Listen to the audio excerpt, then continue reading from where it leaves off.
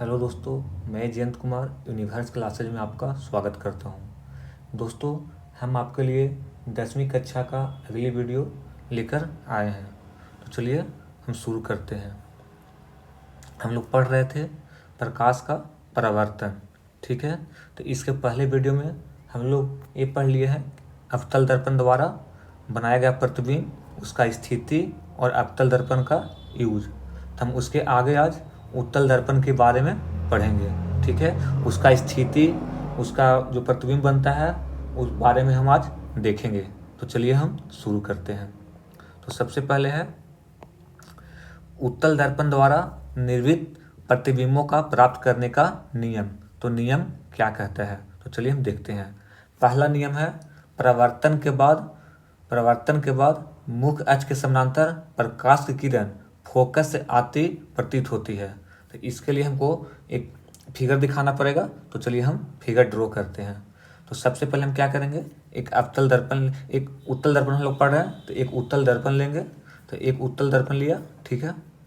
एक उत्तल दर्पण लेंगे, इसका नाम हम देते हैं एम और एन। एक उत्तल दर्पण है, ठीक है। इसका परावर्तक सतह उठा हुआ है, ठीक है। इसमें ये क्या हो गया, ये आपका पोल हो गया, ये आपका फोकस हो गया और ये आपका वक्ता केंद्र हो गया, ठीक है। तो क्या कहता है, परावर्तन के बाद मुख्य अक्ष के समानांतर प्रकाश की किरण फोकस से आती प्रतीत होती है। मान के चलिए अनंत से हम कोई एक प्रकाश ला रहे हैं, ठीक है। अनंत से हम एक प्रकाश ला रहे हैं और दर्पण पे आती है। अनंत से एक प्रकाश दर्पण पर आती है और क्या होती है, ये दर्पण पे आ रही है और ये टकरा कर वापस चली जा रही है, ठीक है। ये टकरा कर क्या हो रही है, वापस चली जा रही है। लेकिन इसके पीछे धीरे धीरे कुछ प्रकाश इसे फोकस से गुजरती हुई प्रतीत होती है। तो पहला नियम यही कहता है कि परावर्तन के बाद मुख्य अक्ष के समानांतर प्रकाश की किरण पर फोकस से आती प्रतीत होती है। तो देखिए यहाँ फोकस से आती हुई प्रतीत हो रही है, यानी कि जब हम समानांतर प्रधान, ये क्या हो गया, ये आपका प्रधान अक्ष के समानांतर कोई अगर प्रकाश की किरण आती है तो वे परावर्तन के बाद फोकस से आती हुई प्रतीत होती है, ठीक है। अगला क्या है, अगला दूसरा नंबर, वक्ता केंद्र की ओर आने वाली प्रकाश किरण उसी मार्ग पर वापस परावर्तित हो जाती है, ठीक है। तो हम क्या करते हैं, ये आपका एमएन एक उत्तल दर्पण है। एमएन क्या है, एक उत्तल दर्पण है।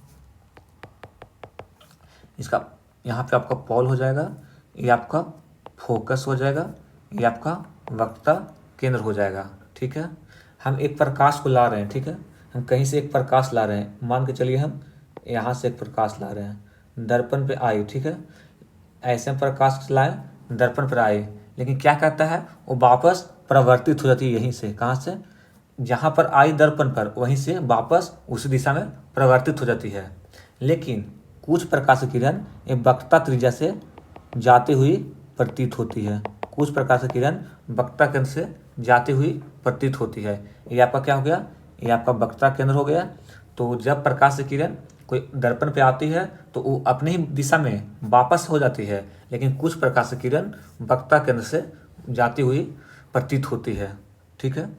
तीसरा नियम क्या कहता है, तीसरा नियम है परावर्तन के बाद फोकस की तरफ से आने वाली प्रकाश किरण मुख्य अक्ष के समानांतर हो जाती है। अब पहले समानांतर प्रकाश ले गए थे, एक बार ऊपर से लाए थे, अब हम क्या ला रहे हैं, एक प्रकाश की किरण और ऊपर से ला रहे हैं, ठीक है। एक प्रकाश की किरण हम यहाँ से लाए हैं, ये जैसे दर्पण पर पड़ा और दर्पण पर पड़ने के बाद ये कहाँ, ये आपका प्रधान अक्ष के समानांतर वापस आ जाती है। प्रधान अक्ष के समानांतर वापस आ जाती है, ठीक है। ये आपका प्रधान अक्ष हो गया, ये आपका एमएन क्या हो गया, दर्पण हो गया, ये आपका फोकस हो गया, ये आपका वक्ता त्रिज्या हो गया, ठीक है। लेकिन हम यहाँ से एक प्रकाश ला रहे हैं, ठीक है। यहाँ से हम प्रकाश लाएं, लेकिन क्या हो रहा है, प्रधान अक्ष के समानांतर वापस हो जा रही है, लेकिन कुछ प्रकाश की किरण फोकस से जाती हुई प्रतीत हो रही है। यही आपका उत्तल दर्पण में प्रतिबिंब बनाने का नियम है।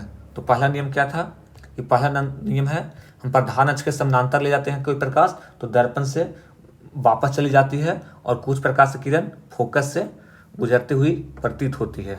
ठीक है। दूसरा है कि वक्ता केंद्र की ओर आने वाली प्रकाश की किरण उसी मार्ग में वापस परावर्तित हो जाती है। ये वक्ता केंद्र के मार्ग है, उसमें क्या हुआ, इधर से प्रकाश आ रही है और इधर वापस चली जा रही है, लेकिन कुछ प्रकाश की किरण वक्ता केंद्र से जाती हुई प्रतीत होती है। और तीसरा नियम कहता है परावर्तन के बाद फोकस की तरफ से आने वाली प्रकाश की किरण मुख्य अक्ष के समानांतर हो जाती है।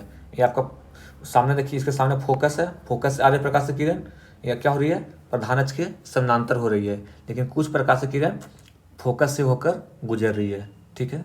नेक्स्ट आते हैं, नेक्स्ट है उत्तल दर्पण द्वारा प्रतिबिंब का निर्माण। उत्तल दर्पण द्वारा प्रतिबिंब का निर्माण। तो चलिए हम इसका निर्माण देखते हैं। जब किसी वस्तु को ध्रुव और अनंत के बीच रखा जाता है, ध्रुव आपका कौन सा हो जाएगा, आपका ये आपका ध्रुव हो गया, ये आपका पोल हो जाएगा, ये में एक क्या हो गया, एक उत्तल दर्पण हो गया। ठीक है। इवन क्या है, उत्तल दर्पण, यहाँ पे इसका हो जाएगा फोकस, यहाँ पे आपका हो जाएगा वक्ता केंद्र। ठीक है। ये आपको इधर कहीं पे अनंत हो जाएगा, ये इधर जो दिख रहा है अनंत दिख रहा है आपको। तो पहला क्या कहता है, जब वस्तु को ध्रुव और अनंत के बीच रखा जाए, यहाँ आपका पॉल हो जाएगा और ये आपका अनंत हो जाएगा। हम कहीं पे वस्तु रख सकते हैं, तो मान के चलिए यहाँ पे हम एक वस्तु को रखते हैं। ठीक है। यहाँ पर हम एक वस्तु को रखें, जिसका वस्तु को नाम दिए हम ए और बी। ठीक है। ये जब प्रकाश चल रही है तो दर्पण पे सीधे जाती है। ठीक है। दर्पण पे सीधे जा रही है। दर्पण पर जाने के बाद ये क्या हो रही है, वापस लौट जा रही है। क्या हो रही है, वापस लौट जा रही है। ठीक है। ये दर्पण पर जाने के बाद वापस लौट जा रही है। थोड़ा सा हम फिगर इसको और बड़ा बना लेते हैं तो ज़्यादा अच्छा लगेगा। ठीक है। थोड़ा सा इसका फिगर और बड़ा बनाते हैं। देखिए यहाँ पे हम रख लेते हैं, ये आपका क्या हो गया, वस्तु हो गया, ये भी वस्तु हो गया। ये क्या हो गया, आपका प्रकाश जारी दर्पण पर। ठीक है। दर्पण पर जाने के बाद ये आपका वापस लौट रही है, यहाँ से आपका प्रकाश जा रही है और ये क्या हो रही है, वापस लौट रही है। ये भी एक वस्तु है, लेकिन कुछ प्रकाश आपका क्या हो रही है, फोकस से गुजर रही है, फोकस से गुजर रही है। ठीक है। और एक प्रकाश और चलती है वस्तु से जो वक्ता केंद्र से गुजरती है। एक प्रकाश और चलती है जो कहाँ से गुजरती है, तो ये आपका वक्ता केंद्र से होकर गुजरती है। एक प्रकाश और चलती है, एक प्रकाश और चल रही है, एक प्रकाश और चल रही है जो आपका वक्ता केंद्र से गुजर रही है। ठीक है। तो प्रतिबिंब बनने का नियम क्या है कि जहाँ दो किरण आपस में काटता है तो इसका प्रतिबिंब कहाँ बनेगा। देखिए यहाँ पे दोनों नियम क्या कर रहा है, एक प्रकाश ए हो गया और एक प्रकाश ए हो गया, एक प्रकाश ए हो गया और एक प्रकाश ए हो गया, दोनों आकर आपस में यहाँ पे क्या हो रही है, काट रही है। तो प्रतिबिंब कहाँ बनेगा, तो प्रतिबिंब ये हो जाएगा पॉल आपका और ये हो जाएगा फोकस। तो पॉल और फोकस के बीच बनेगा। ठीक है। कैसा बनेगा, तो ये सीधा बनेगा। इसका हम नाम दे दिए ए डैश और बी डैश। तो इसके बारे में हम लिखते हैं कि प्रतिबिंब कैसा बनेगा। तो प्रतिबिंब देखिए, ये आपका दर्पण है, दर्पण से इधर हो जाएगा दाहिने साइड, इधर हो जाएगा बाएं साइड, इधर हो जाएगा आगे और इधर हो जाएगा पीछे। ठीक है। तो हम प्रतिबिंब कहाँ बनेगा, तो दर्पण के पीछे बनेगा। प्रतिबिंब कहाँ बनेगा, जो प्रतिबिंब बनेगा कहाँ बनेगा, दर्पण के पीछे बनेगा। ठीक है। पीछे बनेगा। ठीक है। कैसा बनेगा, तो कहाँ बनेगा, तो पोल, पी से पोल तथा फोकस, पोल तथा फोकस के बीच में बनेगा, पोल तथा फोकस के बीच बनेगा। और कैसा बनेगा, तो यहाँ आपका सीधा बन रहा है। तो सीधा के साथ हम आपको बताए थे कि जहाँ भी आपको सीधा दिखेगा वहाँ आपका काल्पनिक होगा। तो कैसा बनेगा, सीधा तथा काल्पनिक, सीधा तथा काल्पनिक, सीधा तथा काल्पनिक, सीधा तथा काल्पनिक। ठीक है। और कैसा बनेगा, तो वस्तु से छोटा। देखिए वस्तु का साइज आपका यहाँ पे है और प्रतिबिंब का साइज ये है, तो आपका कैसा बनेगा, वस्तु से छोटा बनेगा। कैसा बनेगा, वस्तु से छोटा बनेगा। ठीक है, पहला प्रतिबिंब हो गया। उत्तल दर्पण में 2 ही प्रतिबिंब बनता है, तो एक प्रतिबिंब आपके सामने है। अगला प्रतिबिंब आइए देखते हैं। ठीक है, अगला है, जब वस्तु को अनंत पर रखा जाता है।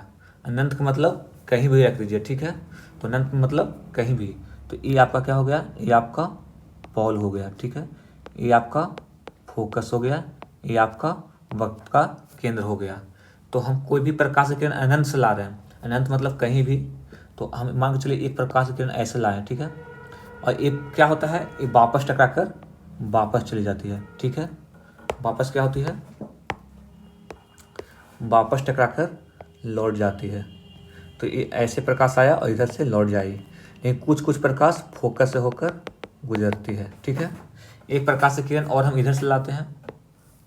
ठीक है, एक प्रकाश की किरण और इधर से लाएं, ये भी क्या होगी, वापस लौट गई। ठीक है, ये भी क्या हुई, ये भी वापस लौट आई। लेकिन कुछ प्रकाश ये फोकस होकर गुजरती है। लेकिन देखिए, जब 2 प्रकाश में लाएं, 2 प्रकाश लाएं, तो दोनों प्रकाश का कटान बिंदु कहाँ पड़ रहा है, फोकस पे बन रहा है। तो यानी हम कह सकते हैं कि इसका जो प्रतिबिंब बनेगा वो फोकस पे ही बनेगा। प्रतिबिंब का परिभाषा ही होता है कि 2 किरणों से मिलकर जो कटान बिंदु बनती है उसी को हम प्रतिबिंब कहते हैं। तो कहाँ पे बनती है, ये आपका दर्पण के पीछे साइड हो गया। तो इसका देखिए कहाँ हो जाएगा, ये आपका दर्पण के पीछे। कहाँ हो जाएगा, दर्पण के पीछे। कहाँ पे, दर्पण के पीछे। ठीक है, दर्पण के पीछे कहाँ बनेगी, ये आपका फोकस पर बनेगा। ठीक है, कैसा बनेगा, तो उत्तल दर्पण में हमेशा प्रतिबिंब सीधा बनता है, सीधा। ठीक है, और जब सीधा बनेगा तो ये हमेशा काल्पनिक बनेगा। जब सीधा बनेगा तो ये कैसा बनेगा, काल्पनिक बनेगा। और वस्तु से बहुत छोटा, वस्तु से बहुत छोटा, बहुत छोटा, यानी कि नाम मात्र के। देखना बिंदु आकार का बन रहा है, यानी कि नाम मात्र के। ठीक है, तो कैसा प्रतिबिंब बनेगा, वस्तु से बहुत छोटा बनेगा, फोकस पे बनेगा। तो उत्तल दर्पण में कितना प्रतिबिंब बनता है, उत्तल दर्पण में 2 प्रतिबिंब बनता है और अवतल दर्पण में 6 प्रतिबिंब बनता है। ठीक है, दोनों आप ध्यान रखिएगा, एग्जाम में आपका फिगर को ड्रा करने के लिए आएगा। ठीक है ना, चलिए हम आगे बढ़ते हैं। आगे है आपका उत्तल दर्पण का उपयोग, कि हम लोग उत्तल दर्पण का उपयोग कहाँ करते हैं। ठीक है, तो आइए हम इसको उपयोग देखते हैं। तो जितना भी हम लोग गाड़ी रोड पे देखते हैं, उसके जो साइड में दर्पण लगा रहता है, यानी ऐनक जिसको बोलते हैं, वो कौन सा दर्पण रहता है, तो आपका उत्तल दर्पण रहता है। जितना भी रोड पे आप गाड़ी देख रहे हैं, चाहे 2 व्हीलर हो या 4 व्हीलर हो, कोई भी गाड़ी, उसमें जो प्रतिबिंब बना रहता है, यानी कि साइड मिरर जिसको बोलते हैं, उसमें जो दर्पण का प्रयोग होता है उसको हम बोलते हैं उत्तल दर्पण। तो क्या हुआ, वाहन चालकों को पीछे यातायात के बहुत बड़े क्षेत्र को देखने में सक्षम बनाता है। ठीक है, कि इसलिए सक्षम बनाता है कि वस्तु को हम पॉल और अनंत कहीं पर रखते हैं तो वस्तु का प्रतिबिंब जो होता है वो हमेशा सीधा बनता है। तो इसलिए उसका फिगर हमारे जो ऐनक होता है बगल में, उसमें अच्छे से दिख जाता है। बड़े उत्तल दर्पण का प्रयोग दुकान सुरक्षा दर्पण में भी किया जाता है, दुकान सुरक्षा दर्पण के तौर पर किया जाता है। और अगर एक चीज़ और ध्यान रखिएगा कि अगर लाइट को फैलाना है, अगर जैसे हम किसी लाइट को जलाते हैं, किसी लाइट को, जैसे कोई लाइट हो, लाइट को अगर फैलाना है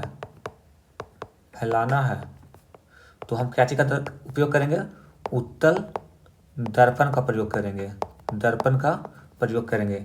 जैसे हम लोग का मोबाइल का जो फ्लैश होता है, वो देखते हैं हम लोग जलाते हैं फ्लैश, तो लाइट सीधा न जाकर लाइट छितरा जाती है एक जगह, तो इसको क्या बोलते हैं, उसमें एक उत्तल दर्पण लगा रहता है। लेकिन यही जो गाड़ी का लाइट होता है, जिस हेडलाइट जिसको बोलते हैं, वो प्रकाश के आगे तक ले जाती है, तो उसमें क्या लगा रहता है, अवतल दर्पण। यानी कि गाड़ी का लाइट में, गाड़ी का जो लाइट होता है, गाड़ी का हेडलाइट उसमें होता है अवतल दर्पण। इसलिए अवतल दर्पण लगाया जाता है कि वो प्रकाश को बहुत दूर तक ले जाती है, लेकिन जब हम उत्तल दर्पण लगाएंगे तो प्रकाश को फैला देगी, जिससे वो आगे नहीं जा पाएगी। ठीक है, आगे है आपको एक 5 नंबर का क्वेश्चन है, दर्पण सूत्र क्या होता है? 1/f=1/v plus 1/u। ये आपको सिद्ध करने के लिए आता है, आपका एग्जाम में हमेशा सिद्ध करने के लिए आ सकता है। तो ये उत्तल दर्पण और अवतल दर्पण दोनों में सिद्ध होता है। तो चलिए हम इसको सिद्ध करने के लिए शुरू करते हैं। तो सबसे पहले हम अवतल दर्पण शुरू करते हैं। तो अवतल दर्पण शुरू करने के लिए सबसे पहले आप एक अवतल दर्पण लीजिए, जैसा कि हम लिए हुए हैं। ये क्या है? एक अवतल दर्पण है। ये आपका, इसका हम नाम देते हैं एम और एन। एम और एन एक अवतल दर्पण है। ठीक है, हम इसका एक फोकस बनाते हैं। फोकस हो गया। फोकस के बाद वक्रता केंद्र हो जाएगा। ठीक है, वक्रता केंद्र हो गया। उसके बाद इसका प्रवर्तक सतह धंसा हुआ रहता है, जो आपका क्या दिख रहा है? धंसा हुआ है। ठीक है, यहाँ से यहाँ तक की दूरी को क्या बोलते हैं? फोकस दूरी। तो ये आपका दूरी हो गया फोकस दूरी, जिसको हम एफ से डिनोट करते हैं। और सी से पोल का बीच का दूरी क्या बोलते हैं? वक्रता त्रिज्या। क्या बोलते हैं? वक्रता त्रिज्या, जिसको हम आर से डिनोट करते हैं, या हम 2f से डिनोट करते हैं। हम लोग सिद्ध कर चुके हैं कि f बराबर r/2। ठीक है, तो यानी कि ये दूरी और ये दूरी आपस में क्या होती है? बराबर होती है। ठीक है, तो आइए हम अवतल दर्पण में सिद्ध करते हैं 1/f=1/v प्लस 1/u। तो चलिए हम शुरू करते हैं। ठीक है, तो हम देखिए, जैसे आप मतलब इसको हम लिखते चलिएगा, जैसे जैसे हम लिख रहे हैं वैसे वैसे, और समझते भी चलिएगा कि माना कि एमएन एक अवतल दर्पण है। क्या है? माना कि एमएन एक क्या है? अवतल दर्पण है। माना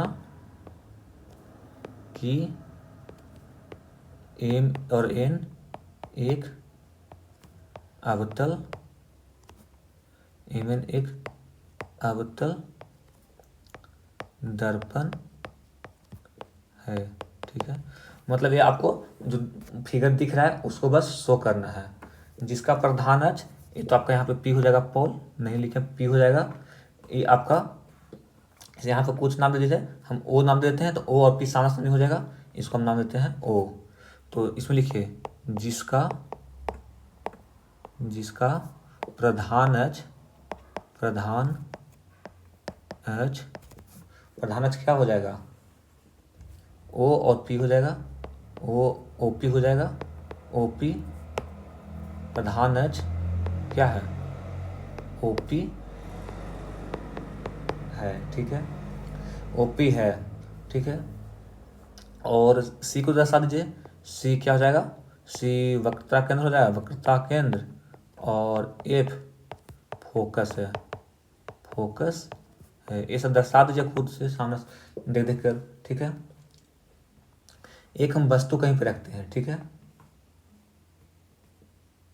एक हम वस्तु रखते हैं, और वस्तु हम इसमें कहाँ रखेंगे?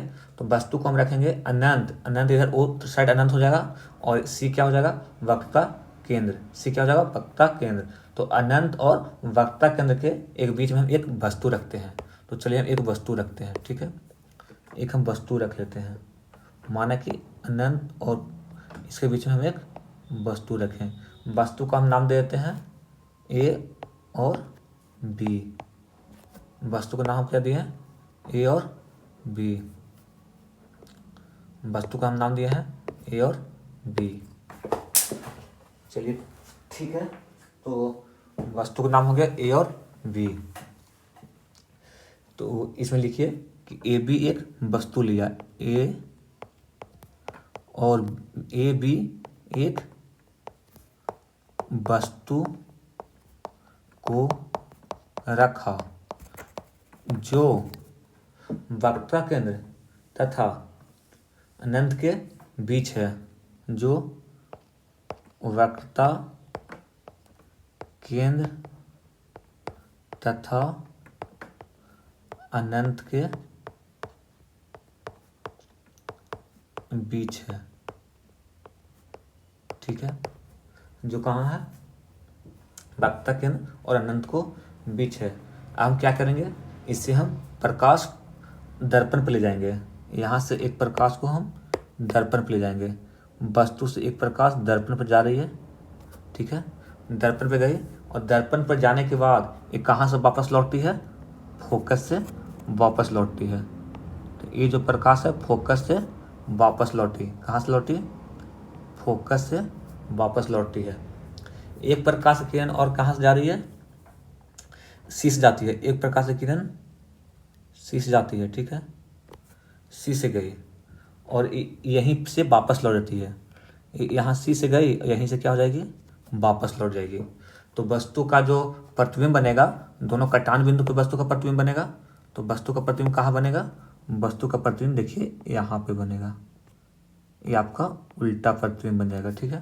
तो इसका हम नाम देते हैं क्या, ए डैश और वी डैश, ए डैश और बी डैश, ठीक है, ए डैश और बी डैश, इतना आपको लिखना पड़ेगा, ठीक है। उसके बाद इसको दर्शाइए कि बिंदु, देखिए इसको दर्शाइए, इसका हम नाम देते हैं, नाम हम कुछ देते हैं, इसका नाम देते हैं ए बी हो जाएगा, सी हो जाएगा, तो हम एक्स नाम देते हैं, इसका नाम हम एक्स नाम देते हैं, ठीक है, ठीक है। इसका नाम हम क्या दे दिए, एक्स दे दिए। और यहाँ से एक हम लाइन पाड़ेंगे, ठीक है, यहाँ से एक लाइन पाड़ते हैं जो आपका कहाँ पे आएगा, प्रधान एच पे एक लाइन पाड़ते हैं तो आपका प्रधान एच पे आती है। और इस बिंदु को हम नाम देते हैं क्यू, ये बिंदु का नाम क्या दिए, क्यू, ठीक है, ये बिंदु का नाम क्या दिए, क्यू। तो लिखिए बिंदु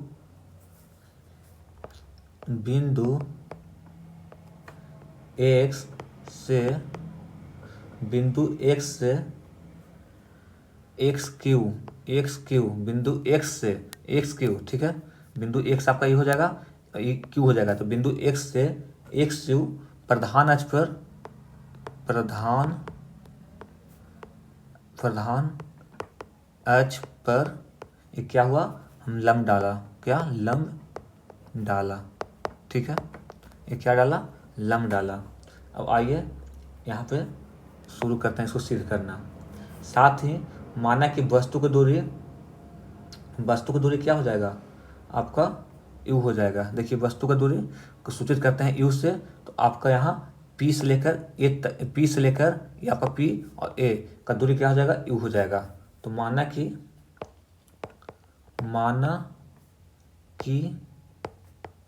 वस्तु की दूरी पी से लेकर यहाँ पे आपका पॉल हो जाएगा और यहाँ पे आपका ए, तो यहाँ ए पे वस्तु रखी हुई है, तो यहाँ से ए से लेकर पी तक की दूरी का बोलेंगे वस्तु दूरी। तो माना कि वस्तु दूरी पी ए बराबर यू, ठीक है, और प्रतिबिंब दूरी यहीं पे लिखते हैं प्रतिबिंब दूरी। तो प्रतिबिंब दूरी क्या हो जाएगा, प्रतिबिंब दूरी आपका हो जाएगा, आपका यहाँ पे बन रहा है तो पी ए डैश, तो इसको हम भी से सूचित कर लेते हैं, ठीक है। और फोकस दूरी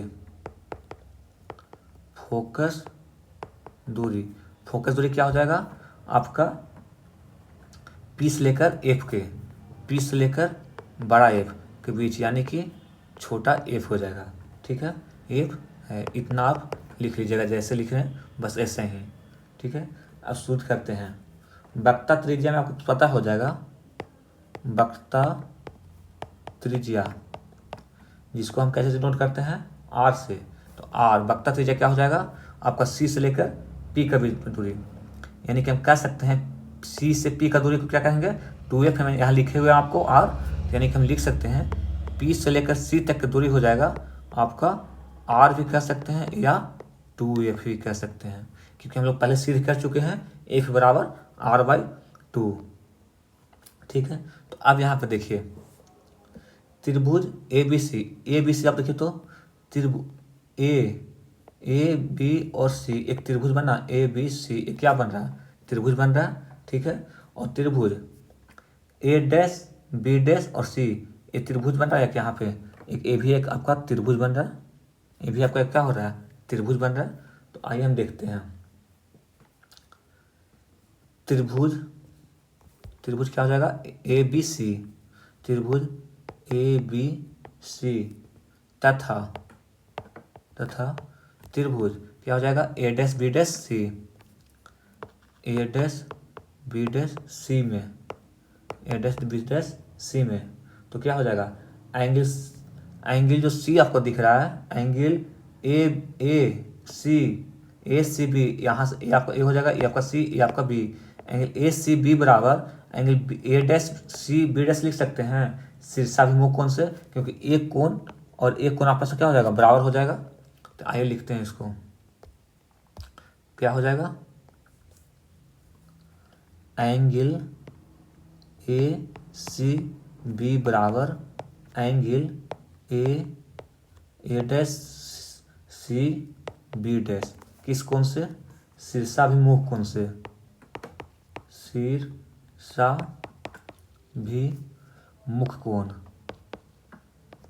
शीर्षाभिमुख कोण से, ठीक है। अब यहाँ पे एक चीज और देखिए, एंगल बी आपका ए हो जाएगा बी, ये आपका एंगल बी हो गया, आपका एंगल ए हो गया, और एंगल सी यानी कि एंगल बी ए सी बराबर ए भी लिख सकते हैं, एंगल सी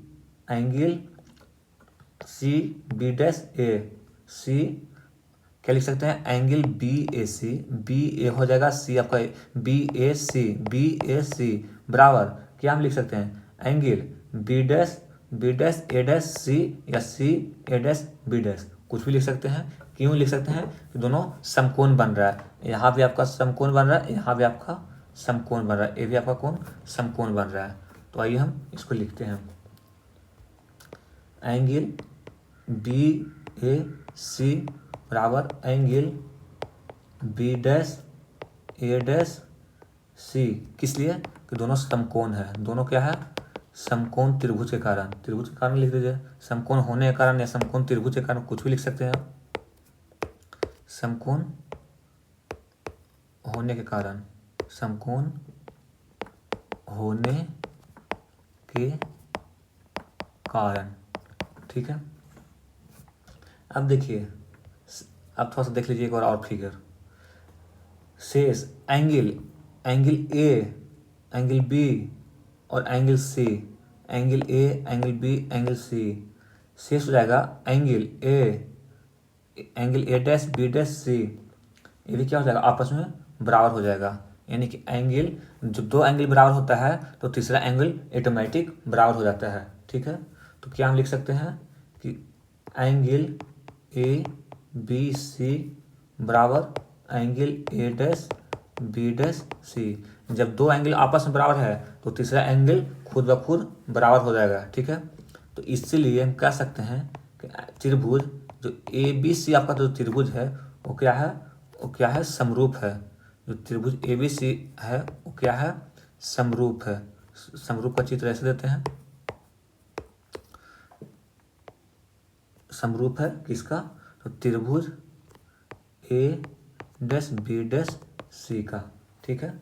दोनों त्रिभुज क्या हो जाएगा, दोनों समरूप हुआ, और जब दो त्रिभुज आपस में समरूप होती है तो दोनों का अनुपात एक ही होता है, यानी कह सकते हैं कि जो ए डैश और बी डैश का, ए और बी का अनुपात होगा वही ए डैश और बी डैश का अनुपात होगा, ठीक है। और जो ए और सी का अनुपात होगा वही आपका ए डैश और सी का अनुपात होगा, यानी कि जब दो त्रिभुज समरूप होती है तो उसकी भुजा का जो अनुपात होता है उस एक ही अनुपात में होता है, ठीक है। तो यहाँ से हम लिख सकते हैं कि इसकी जब त्रिभुज समरूप है तो त्रिभुज समरूप है तो इसको ले सकते हैं, देखिए ए बी यहाँ है तो ए बी चलिएगा, ए बी वटा ए डैश बी डैश बराबर ए सी, फर्स्ट और थर्ड से चल रहे हैं, ए सी वटा ए डैश सी, ठीक है, ये हो जाएगा। अब देखिए इसी प्रकार एक और त्रिभुज देखते हैं, आपका यहाँ पर भी 90 डिग्री बन रहा है, ये आपका 90 डिग्री बन रहा है, देखिए ये आपका क्या बन रहा है, ये आपका 90 डिग्री बन रहा है, ये आपका 90 डिग्री बन रहा है, ठीक है। और यहाँ भी एक 90 डिग्री बन रहा है। तो जो एक्स क्यू एफ है, यहाँ पे आपका एक्स माने थे ये वाला मुंडा, और ये आपका क्यू माने थे, और ये आपका एफ हो जाएगा। तो जो एक्स क्यू एफ है वही समरूप हो जाएगा ना, जो एक्स क्यू एफ समरूप हो जाएगा ए डैश बी डैश एफ का, हुआ कि नहीं होगा, एक्स क्यू एफ, तो इसका हो जाएगा क्या, ए डैश बी डैश एफ का। एक्स यहाँ पे आपका हो गया, क्यू यहाँ पे हो गया, और एफ यहाँ पे हो गया, ठीक है। तो ये समरूप हो जाएगा किसका, ए डैश ये आपका ए डैश हो गया, ये आपका बी डैश हो गया, और ये आपका एफ हो गया, ठीक है। तो ए डैश बी डैश एफ का। तो आइए हम इसको भी लिखते हैं। इसमें क्या हो जाएगा, त्रिभुज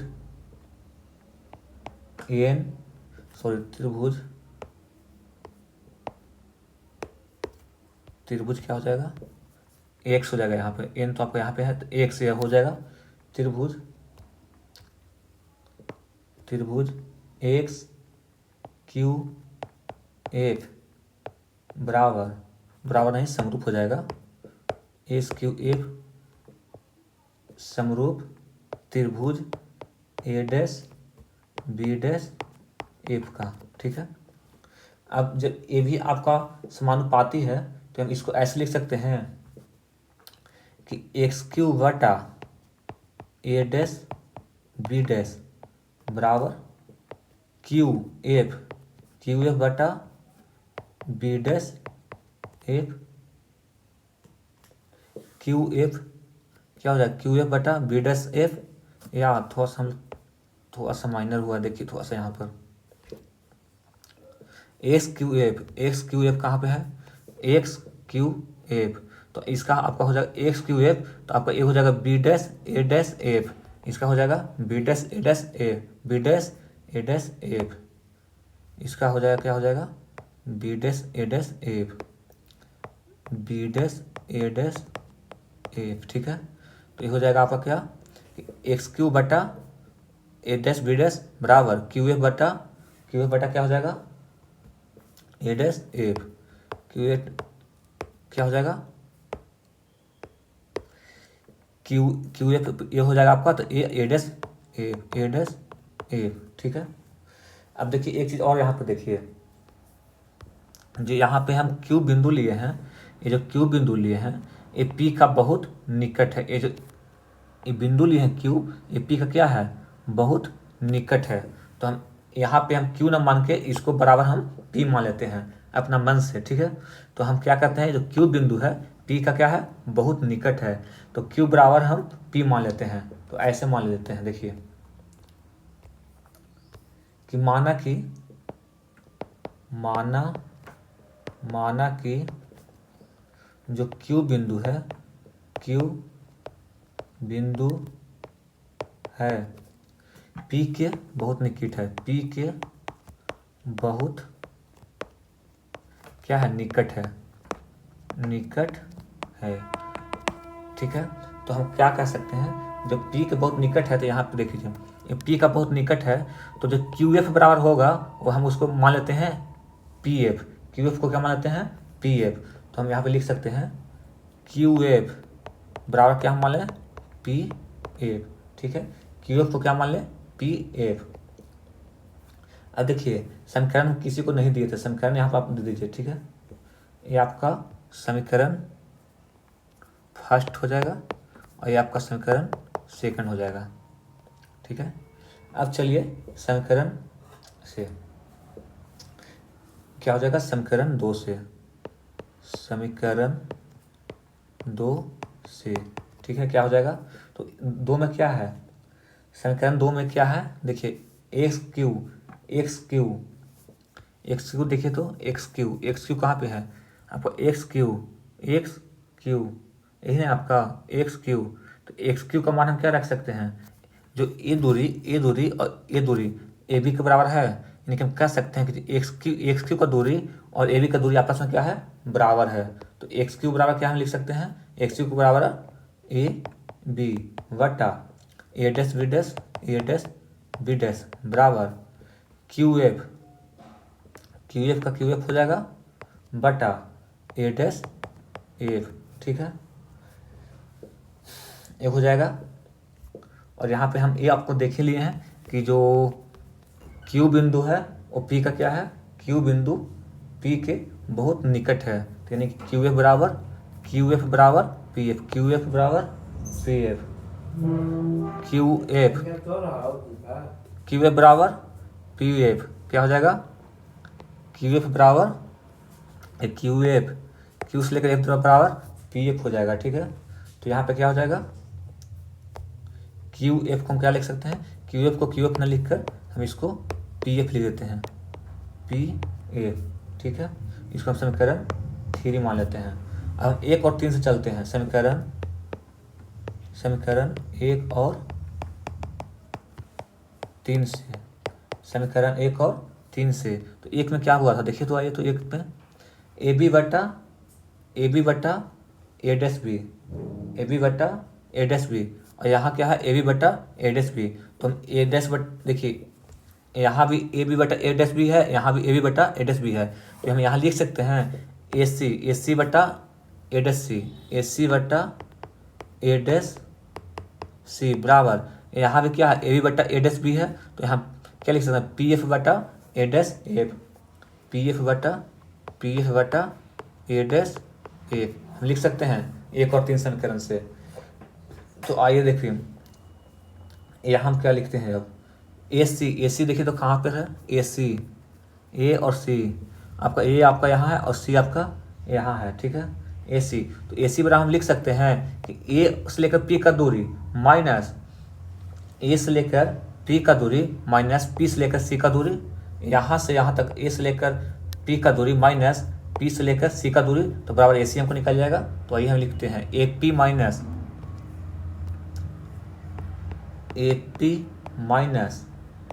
पी सी बटा ए डैश सी बराबर हम क्या लिख सकते हैं, ए डैश सी देखिए तो ए डैश आपका यहाँ पे है और सी है, तो हम लिख सकते हैं P C minus P A dash, P C minus P A dash, P C minus P A dash,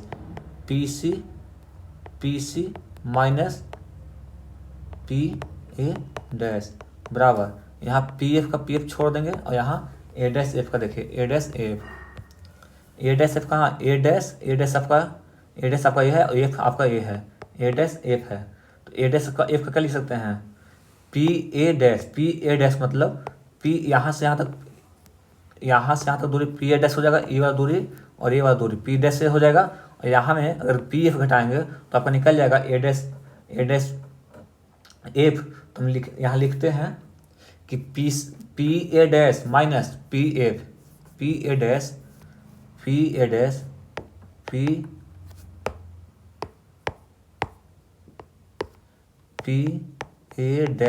minus P ए, ठीक है। अब यहाँ पे आगे देखिए ए पी का मान क्या हो जाएगा, ए पी यहाँ पे देखिए तो ए से लेकर पी का दूरी, तो ये वस्तु का दूरी हो जाएगा। और वस्तु का दूरी हम आपको बताए थे, चिन्ह पाटी का नियम पढ़ाए थे उसके पहले, उसमें बताए थे कि वस्तु का दूरी हमेशा नेगेटिव होता है, क्योंकि ठीक है कि क्यों नेगेटिव होता है, जो हमें एक थोड़ा सा और बता दे रहे हैं कि चतुर्थांश ऐसा हम लेते हैं, चतुर्थांश में ये जो बी में बीच में मतलब यहाँ पे केंद्र होता है 0 0, इधर जाने पे क्या होता है पॉजिटिव होता है, इधर नेगेटिव होता है। तो यहाँ पे हम इसको दर्पण में पोल मानते हैं, तो पोल के दाहिने साइड जाने में पॉजिटिव और बाएं साइड में नेगेटिव होता है। तो वस्तु का दूरी कहाँ है देखिए, तो यहाँ से लेकर पी से लेकर ए के बीच की दूरी है वस्तु की दूरी, तो पी से ए का दूरी क्या हो जाएगा, नेगेटिव हो जाएगा, यानी कि जो पी और ए का दूरी है उसको हम माइनस यू से सूचित करेंगे, क्या हो जाएगा यहाँ पे माइनस यू, यहाँ माइनस का माइनस, और पी सी देखिए क्या है, पी सी आपका क्या हो जाएगा, पी और सी देखिए, यह होगा आपका सी, यह हो जाएगा पी, तो पी सी बराबर हम क्या लिख सकते हैं, पी सी बराबर 2f। तो 2f दर्पण से किधर है, पहले है, दर्पण से पहले हो जाएगा तो क्या हो जाएगा, माइनस हो जाएगा, तो इसको हम क्या लिख सकते हैं -2f।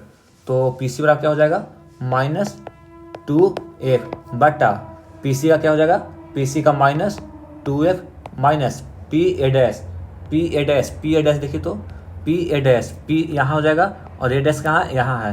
पी ए डैश को क्या लिख सकते हैं, प्रतिबिंब का दूरी, यहाँ पी से लेकर ए डैश का दूरी को कह सकते हैं प्रतिबिंब का दूरी, यानी कि प्रतिबिंब का दूरी भी से सूचित करते हैं। और दर्पण के पहले है तो ये माइनस में हो जाएगा, यानी कि इसको हम माइनस भी लिख सकते हैं। माइनस क्या लिख सकते हैं, माइनस भी बराबर, ठीक है। अब देखिए पी एफ देखिए तो पी एफ क्या हो जाएगा, पी एफ आपका फोकस दूरी यानी कि छोटा एफ हो जाएगा। यहाँ से फिगर आप देखते रहिएगा, पी एफ बराबर क्या हो जाएगा, फोकस दूरी यानी कि छोटा एफ। तो छोटा पी एफ क्या हो जाएगा, ये भी आपका माइनस में रहेगा क्योंकि दर्पण के पहले है। उसके बाद पी ए का दूरी देखिए, पी ए का दूरी, पी से लेकर ए का दूरी तो माइनस यू हो जाएगा। क्या हो जाएगा, माइनस क्या हो जाएगा, माइनस यू हो जाएगा। पी ए डैश नहीं, एक मिनट, क्या का दूरी मांग रहा है, पी ए डैश का दूरी, पी ए डैश हो जाएगा क्या, माइनस भी, क्योंकि प्रतिबिंब दूरी है ए डैश, तो पी ए डैश क्या हो जाएगा, प्रतिबिंब दूरी, यानी कि माइनस में भी हो जाएगा। फिर माइनस का चिन्ह है माइनस, और पी एफ का मान क्या है आपका, पी एफ का मान देखिए, पी एफ यहाँ पी एफ का मान आपका एफ है, पी एफ का मान क्या हो जाएगा, माइनस एफ। तो माइनस यहाँ पे आपका माइनस एफ हो जाएगा, ठीक है। अब इसको हल करते हैं, तो इसको हम माइनस यू प्लस 2f बटा माइनस 2f प्लस क्या हो जाएगा, प्लस भी हो जाएगा बराबर माइनस एफ बटा माइनस भी प्लस एफ। अब तिरछा गुना करिए इसको, तो गुना करिएगा तो क्या हो जाएगा, यहाँ माइनस तो क्या हो जाएगा, माइनस प्लस यू भी, माइनस प्लस यू भी, फिर माइनस 2f भी प्लस, यानी फिर एफ से गुना करते हैं तो minus F you plus 2f square, यही ना हो जाएगा बराबर, इधर से गुना करते हैं तो क्या हो जाएगा, plus 2f square minus F भी। अब देखिए तो कुछ कटने वाला है तो काटिए, 2f स्क्वायर कट जाएगा, ठीक है। और कोई कटेगा नहीं कटेगा, तो हम एक तरफ सबको ले जाते हैं, ठीक है। तो क्या कर रहे हैं, देखिए यू भी इधर से बचा, माइनस 2f भी बचा, उसके बाद माइनस एफ यू बचा बराबर माइनस एफ भी बचा, एफ भी यहाँ पे है, तो हम इसको लिख सकते हैं यू भी माइनस एफ यू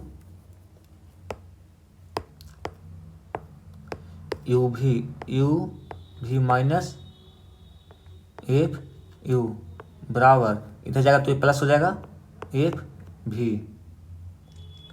क्या बचेगा, एफ भी। अब क्या करते हैं हम, दोनों तरफ यू भी एफ से भाग देते हैं। क्या करते हैं, दोनों तरफ यू भी एफ से भाग देने पर, दोनों तरफ यू भी एफ से भाग, तो यू भी बटा यू भी एफ माइनस एफ यू बटा यू भी एफ बराबर एफ भी बटा यू भी एफ। अब देखिए कौन कौन कटेगा, यू भी कट जाएगा, एफ यू से एफ यू कट जाएगा, एफ से एफ कट जाएगा, भी से भी कट जाएगा, तो यहाँ पे बचा एफ 1/f माइनस 1/v बराबर 1/u, तो क्या हो जाएगा 1/f बराबर 1/v प्लस 1/u। ये आपका क्या हुआ, ये आपका प्रूफ हो गया, ठीक है, ये आपका प्रूफ हो गया। तो बस ऐसे ही आपको भी प्रूफ करना है, ठीक है। ये आपका 5 नंबर का क्वेश्चन आएगा, और अच्छे से इसको अगर बना देते हैं और जैसे जैसे हम किए हैं वैसे वैसे आप कर देते हैं तो आपको 5 नंबर आसानी से मिल जाएगा। ये आपका 1 नंबर में भी आएगा कि दर्पण सूत्र क्या होता है, तो ये आपका क्या हुआ, दर्पण सूत्र, ठीक है। अब हम इसके नेक्स्ट वीडियो में आपको उत्तल दर्पण में 1/f बराबर 1/v प्लस 1/u को बताएंगे, ठीक है। तब तक एक जो 6 वीडियो डाले हैं 6 वीडियो को अच्छे से आप देख लीजिएगा और कॉपी में नोट करते चलिएगा, ठीक है। थैंक यू, जय हिंद, जय भारत।